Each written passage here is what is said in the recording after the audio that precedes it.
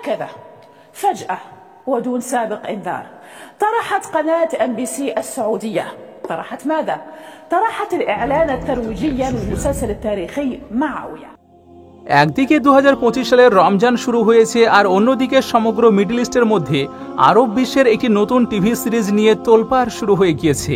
আর যেমন যেমন দিন যাচ্ছে বা এখনও যতই দিন যাচ্ছে এই নতুন টিভি সিরিজটি নিয়ে সৃষ্টি হওয়া এই হাঙ্গামা বেড়েই চলেছে।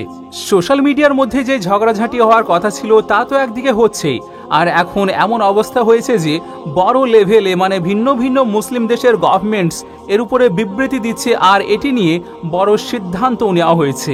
এমনিতে তো সৌদি আরবের তৈরি করা এই টিভি সিরিয়ালটি বা বলতে পারি এই টিভি সিরিজটি বাজেটের দিক থেকে এখনো পর্যন্ত সম্পূর্ণ আরব বিশ্বের সবচেয়ে বড় প্রজেক্ট বলা হচ্ছে, কারণ এর আগে সমগ্র আরব বিশ্বে কোনো টিভি সিরিজের জন্য এত বেশি টাকা খরচ করা হয়নি। কিন্তু সৌদি আরবের এই সবচেয়ে বড় প্রজেক্টের দ্বিতীয় দিকটি হলো এর উপর অলরেডি ইরাক আর ইরানের মতো দেশ আপত্তি জানিয়ে তা সম্পূর্ণভাবে নিষিদ্ধ করেছে। পাশাপাশি মিশরের জামিয়াতুল আজহারও এর বিরুদ্ধে অ্যাকশন নিয়ে ফতোয়া জারি করেছে, যে জামিয়াতুল আজহার সমগ্র বিশ্বের সবচেয়ে বড় আর সবচেয়ে রেপুটেড ইসলামিক ইউনিভার্সিটি হিসেবে পরিচিত আছে। সেই জামিয়াতুল আজহার সবাইকে নির্দেশ দিয়েছে যে যেন তারা সৌদি আরবের এই সিরিজটি কোনোভাবে না দেখে। এবার যদি অন্যদিকে আপনি ইসরায়েলের মিডিয়ার দিকে লক্ষ্য করেন তাহলে দেখতে পাবেন ইসরায়েলের মিডিয়াতে এটি নিয়ে অনেক পজিটিভ রিয়াকশন দেখা যাচ্ছে, বরং তারা তো নিজেদের আর্টিকেলে এই সিরিজটি নিয়ে সৌদি আরবকে অভিনন্দন পর্যন্ত জানিয়ে দিয়েছে। আপনাদেরকে জানিয়ে রাখি যে এই সিরিজটি সৌদি আরবের MBC গ্রুপের মাধ্যমে প্রডিউস করা হয়েছে আর এটি তৈরির ঘোষণা 2022 সালে করা হয়েছিল আর তখন থেকেই এটি নিয়ে হাঙ্গামা শুরু হয়ে যায়।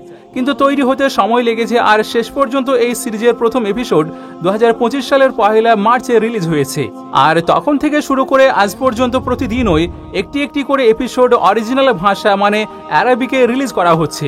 এখন আপনারা ভাবছেন হয়তো এত সবকিছু তো জেনেই নিলাম, কিন্তু এই সিরিজটি কেমন ধরনের, কার সম্পর্কে, এর কাহিনী কেমন আর এর নামই বাকি, তাহলে আপনাদেরকে জানিয়ে দিই যে এই সিরিজের টপিক আর এর কাহিনীও অনেকটাই এই সিরিজের নাম শুনে বুঝতে পারবেন, কারণ এই সিরিজের নাম হলো মুআবিয়া।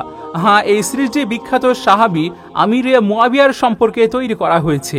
এই সিরিজে তার জীবনের সকল অধ্যায় মানে ইসলামের আগের এবং ইসলামের পরের ঘটনা এবং বিশেষ করে তার শাসন আমলে যা যা হয়েছে সেই সব কিছুই দেখানোর চেষ্টা করা হয়েছে।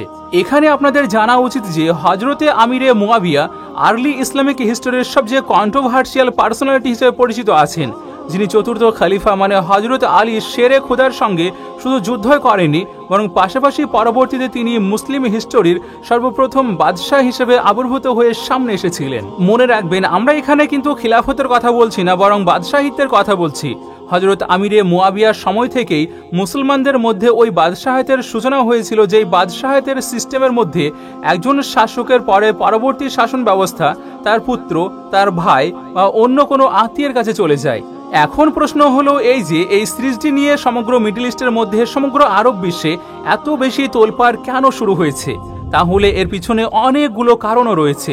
প্রথম কারণ হলো এটি যে আরব বিশ্বে প্রডিউস করা হয়েছে সেখানে সিরিজের মধ্যে শুরুর দিকে ইসলামিক হিস্টোরির যেই বড় বড় ব্যক্তিত্ব আছে মানে সাহাবায়ে কেরামগণ, যেমন হজরত আলী, হজরত ওসমান, হজরত উমর ফারুক রাদিয়াল্লাহু তাআলা আনহু বা হজরত মুআবিয়া বা হজরত ইমাম হাসান রাদিয়াল্লাহু তাআলা আনহু, এই সকলকেই তাদের প্রকৃত রূপে দেখানো হয়েছে। মানে ফিল্মি অভিনেতারা তাদের ক্যারেক্টার প্লে করেছে, যা পরিষ্কারভাবে কোনো সাধারণ বা বিশেষ মুসলমানদের পক্ষে মেনে নেওয়া সম্ভব হবে না। যেখানে আরো একটি বড় সমস্যা এই যে এখানে অ্যালকোহল ও নাচের মতো জিনিসগুলোকে পরিষ্কার করে দেখানো হয়েছে। এবার যেই ক্যারেক্টারগুলো ছিল তাদেরকে এগুলোতে ইনভলভ করা হয়েছে। একই সাথে এই সিরিজটি তৈরি করা লোকজনের বিরুদ্ধে হিস্ট্রি অর্থাৎ ইতিহাসের বিরুদ্ধে টেম্পারিং এর অভিযোগ উঠেছে, মানে এই ইতিহাসের মধ্যে সত্য মিথ্যাকে যোগ করার অভিযোগ।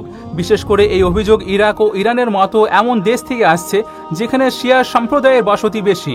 আর এমনিতেও হিস্ট্রির সাথে কোনো টেম্পারিং করা হয়েছে বা করা হয়নি এসব বাদে এরপরও এই মুভির উপর ওই ক্রিটিসিজম, ওই আলোচনা তো করাই যায়, যা সম্পূর্ণ মিডল ইস্টের আলাদা আলাদা এলাকা থেকে এটিকে সহ্য করতে হচ্ছে। আর এর মেন কারণ হলো বিশ্বের বর্তমান রাজনৈতিক পরিস্থিতি। আমরা জানি যে এমনিতে তো পুরো বিশ্বে, আর তার মধ্যে বিশেষ করে মুসলিম বিশ্বের রাজনৈতিক পরিস্থিতি বর্তমান সময়ে কতটা নড়বড়ে। তাহলে স্পষ্টতই এই ধরনের তৈরি করা যে কোনো সিরিজ সবাইকে একে অপরের সাথে যুক্ত করার পরিবর্তে বিচ্ছিন্ন করার ওই কাজ করবে। সেই জন্য তো ইসরায়েলের মিডিয়া এই সিরিজটি নিয়ে এত বেশি খুশি দেখা যাচ্ছে, যেখানে কিন্তু তাদের এই সিরিজের কাহিনীর সঙ্গে বা এই সিরিজের সঙ্গে কোনো কানেকশনই নেই। তো আপনার কি মনে হচ্ছে বর্তমান মুসলিম বিশ্বের যে পরিস্থিতি, সেই রকম সময়ে সৌদি আরব এমন একটি সিরিজকে রিলিজ করে কতটা ভালো কাজ করেছে? আপনার ব্যক্তিগত মতামত অবশ্যই জানাবেন। তো আজকের জন্য শুধুমাত্র এই পর্যন্তই। ভিডিও ভালো লাগার সবচেয়ে খুব সুন্দর ইজাহার হলো ভিডিওটিকে লাইক করে আপনার প্রিয়জন এবং ফ্যামিলির মাঝে অবশ্যই শেয়ার করুন। আর এমন ভিডিও আরো দেখার জন্য আমাদের চ্যানেলটিও সাবস্ক্রাইব করে রাখতে পারেন। আপনাদের সঙ্গে আমি নাহিদ, আমাদের সঙ্গে জুড়ে থাকার জন্য শুকরিয়া।